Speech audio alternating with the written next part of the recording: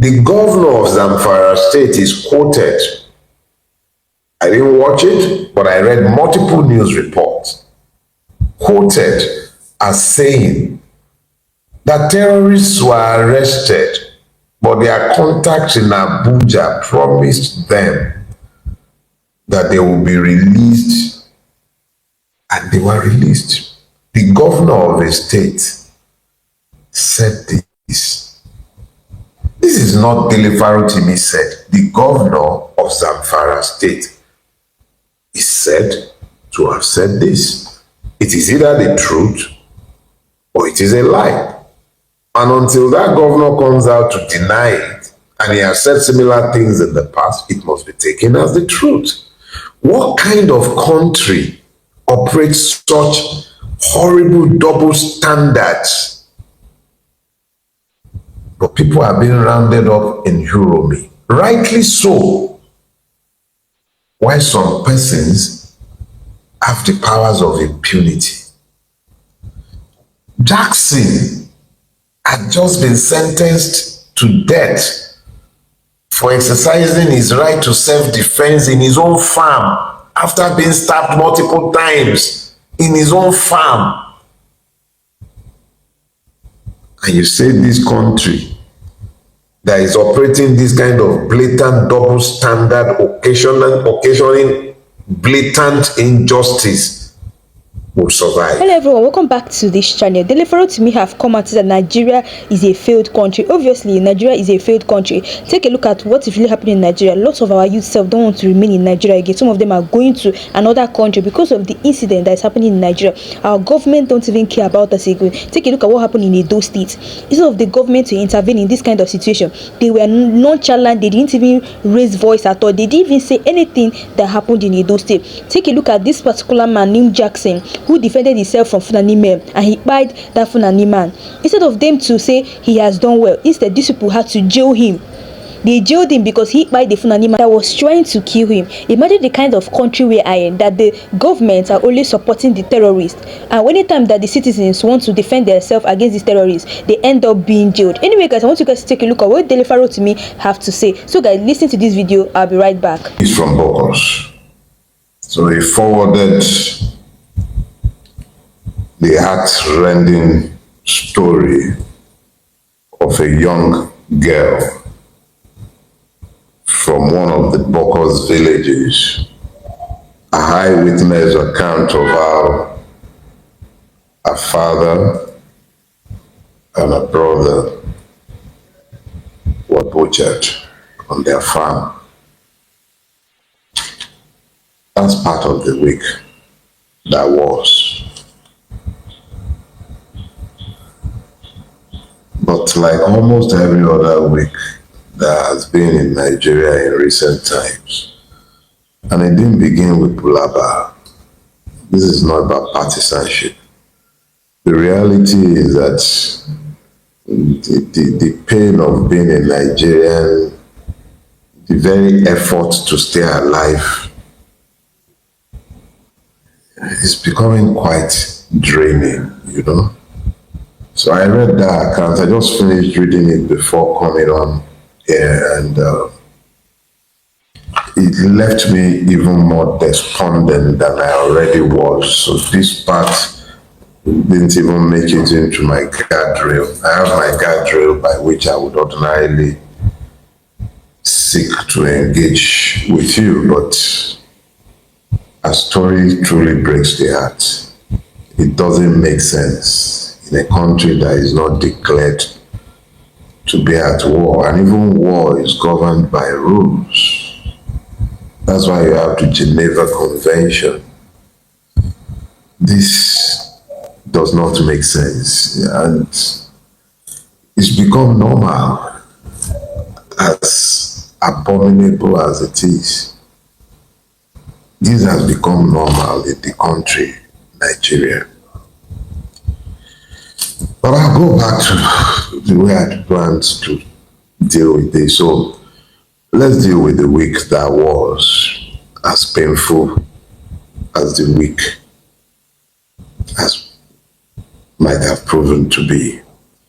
Yeah, there was our action gomino who was busy telling us exactly how disconnected those who govern us have become from those that they govern. Look, when I was watching Sanwo-Olu on TV, vibrating by the work site, speaking pointless Dogonturenchi to cover what was patently a show of institutional incompetence. It's not just about the Lagos State governor. I mean, how much can a governor really do? But it's not a class monitor now. He is meant to focus on the bigger job of envisioning and ensuring that everybody will do as they're meant to do. But what happened? The entire system failed. At least Umahi was decent enough to heap the blame on some other person instead of admitting to the systemic nature of the failing. Yeah. The week that was, my driver who was sent to Lagos Island didn't return home until minutes to 4 in the morning. I had neighbors who slept in the traffic. Nobody got fired for it. Absolutely nobody. Like some skit makers ended up asking, what are they fine for Lagos Island? That's the extent of the way the government sees us. But how can I talk about the week that was and forget action woman Natasha? Her heart no fury, like a woman's scorned. I wouldn't want to be a Fabio at a time like this. It's bad enough that they've done a fantastic job of showing us the extent of putrefaction that has overtaken our system, because that should be the extent of our interest in these squabbles. It shouldn't extend beyond that. If you notice, Simi, I'm told, is busy looking for soft landing, somebody to cut a deal with him or Bulaba. He's not interested in the noise that you guys were making when you thought he was a proxy in your war with Wike. They're not send you. It was a family quarrel. They'll find a way to settle it within the family. It was never about the people of Rivers. Oh yeah, I'm told. Seriously, to be honest, everybody is tired of this country. Everybody. And Dele Farotimi just spoke the truth in this video. If you guys listen to this video, you guys will hear when Dele Farotimi was saying that what kind of country are we in? A country in the sense that the government cannot protect its citizens. But anytime the citizens wants to defend themselves against all these terrorists, the citizens will end up being jailed or hanged. But anytime the terrorists attack the citizens, these people who want to set those terrorists free. Like, who is even sponsoring these terrorists? Who is doing all these things?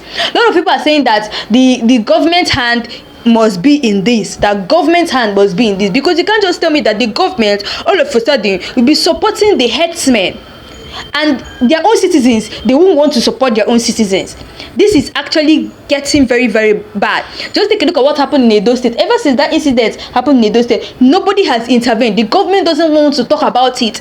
Many states, not only Edo State, both in Bayelsa, both in Plateau, herdsmen have been invading all those places, destroying people's life and property and destroying people's farm just because of they want to build their own investment. You guys know that this cow that they are carrying up and down is their investment. So what they do now to feed their cows, they will go to people's farm or uproot people's cassava that is ready to be harvested and be sold to the market. They're going to uproot it and be given to their cow. You can imagine how heartless these Fulani herdsmen are. And a lot of citizens in Plateau State, in Edo State, all these places has been coming and lamenting to the government that see this is what is happening. The Fulani herdsmen are not allowing them to rest. And instead of the government to do something about it, they didn't do anything about it. Okay, take for example, see what happened in Edo State when this saga of the still Northerners, that the Edo people fight 16 Northerners. And I think that the reason why they did it is because of revenge. They had to just revenge because these Fulani herdsmen have been disturbing them for a very long time. Now, the people of Edo State came out and were saying that they have been telling their government for a very long time now that the Fulani herdsmen are disturbing them,